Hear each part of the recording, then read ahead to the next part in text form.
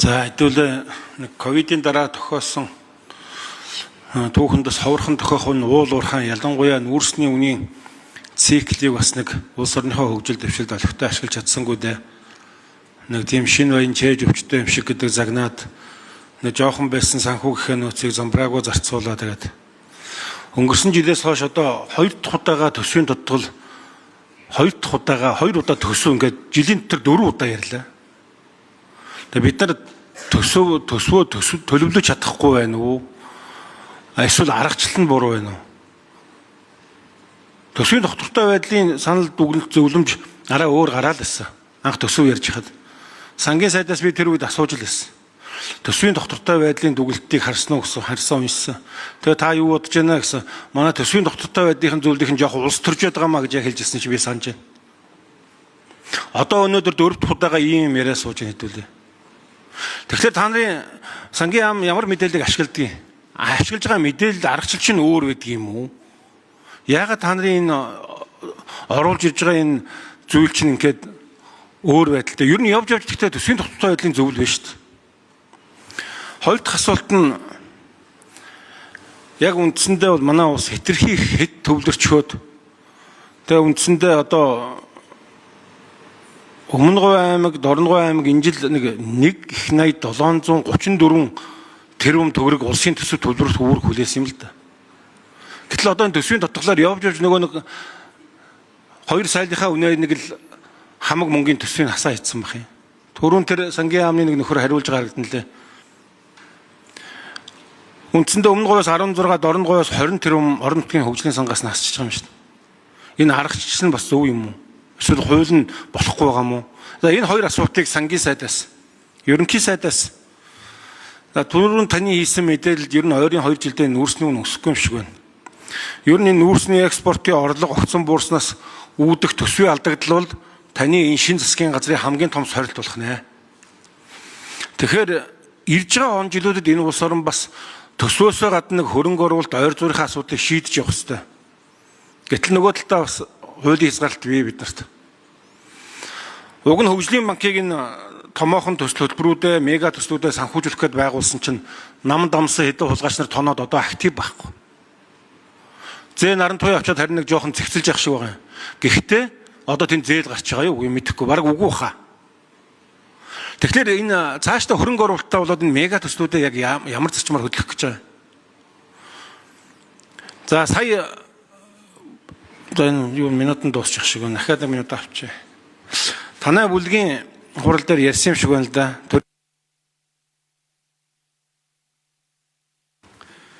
За хариулт өгье. 1 минут тодруулган зориулж. Жахлан сайд. За Ганбаатар шинэ асуултанд хариулъя. За бид хариуцлагаас зогтохгүй. Нодлон өдийд төсөв өргөн барьж явах үед яг өдийд шүү. Өдийд бид тооцоололуудаа эхэлж яхад зөвхөн бид биш дэлхийн нийт тэрэ өдрөг ийм хүлээлттэй байсан. 9 сарын 1-нд мөн өргөн барихад ч тийм байсан. Олон улсын байгууллагуудаас өгж байгаа эдийн засгийн өсөлтүүдийн төсөөллүүд бүгд л өдрөг байсан. За тэрнээс хойш одоо манай орны онцлог өөрөө одоо уул уурхай эдийн засагт хөгжиж буй орны хувьд биднээс одоо шалтгааллах түүхий эдүүдийн үнэ гэж огт байхгүй. Өдөр өдрөөр өөрчлөгдөж байна. Тодорхойгүй байдлууд одоо маш их байна. За хэрвээ бид нар одоо зүгээр энгийнээр бодоход ч хэрвээ 2 сард 3 сард тодтол яригдсан бол нэг их нээдээр тодтол хийгдэх байсан байх. 5 сард бол 2.3-аар байсан байх. За одоо 3.3 их найд буюу дотоодын үнэтэйг 3% хүрээд яг одоо хуулийн нөхцөл үүсэж байгаа тодтол хийх. За тийм учраас энэ удаа бид хэмнэлтийн тодтол маань яа харахгүй одоо энэ гадаад нөхцөл байдлаас шалтгаалсан ийм одоо зүйл дээр бид харин үүнийг харин бас боломж гэж хараад ингээд хэмнэлтийн тодтол цаашдаа мөн л одоо хэмнэлт бас дахин хэмнэлт гэсэн ийм горим руугаа засгийн газар шилжээд за мөн энэ хүрээнд бас хийж болох реформын шинжтэй салбарын ийм өөрчлөлтүүдийг мөн бас хийх нь зөвөө гэж ингэж харж байгаа. За Өмнөговь болон ер нь бусад бүх аймагуд дээр л одоо мөн энэ одоо хэмнэлтийн хүрээнд одоо хэмнэлт ийм таналт хийгдэж байгаа гэдгийг хэлье. За тоонуудыг Ганбаатар дөрөв нарийн бичгийн дараа хэлчихв.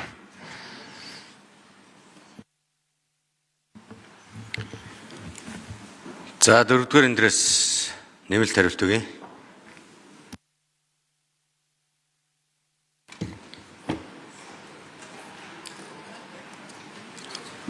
Сангийн нээлтцийн дарга Батэрдэн Ганбаатар гишүүний асуултанд хариулъя. 2025 оны төсвийн тодтголд амнаатын дүнг батлагдсан дүнгээс 1.7 их найт төгрөгөөр бууруулад 3.9 их найт төгрөг болгож өргөн мэдүүлж байгаа. За орон нутгийн хөгжлийн нэгдсэн санд яг энэ буурсан дүнгээр орон нутгийн хөгжлийн нэгдсэн санг бол 182.7 тэрбум төгрөгөөр бууруулах юм тооцоо хийгдсэн. За орон нутгийн хөгжлийн нэгдсэн санд орлого хуваарлах энэ аргачлал бол ямар нэгэн хүний оролцоо байхгүй томьёогоор бодогддог ийм хуваарлтын ийм тогтолцоо байгаамаа. Баярлалаа.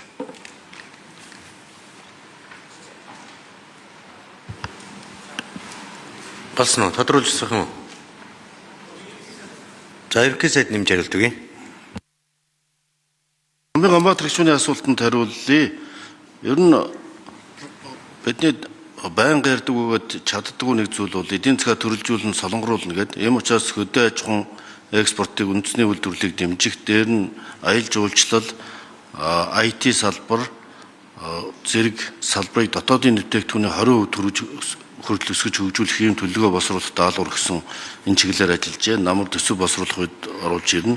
За харин томоохон төсөл хөтөлбөрүүдийг хэрэгжүүлэх их усрын хувьд бол ер нь яг нүүрсний зах зээл ихээхэн хэлбэлтэлтэй байгаа нь за бүгд хятадаар улсын гангийн үйлдвэрлэл 5% буурсан нийтээр 4.7 тэрбум эрчим хүчний нүүрсний хэрэглээтэй 580 орчим сая тонны коксчих нүүрсний хэрэглээтэй хятад бол бүгд хятадаар дулс энэс 110 саяын импортоор авдгийн манайх 46% экспортлж ийсэн ийм улс.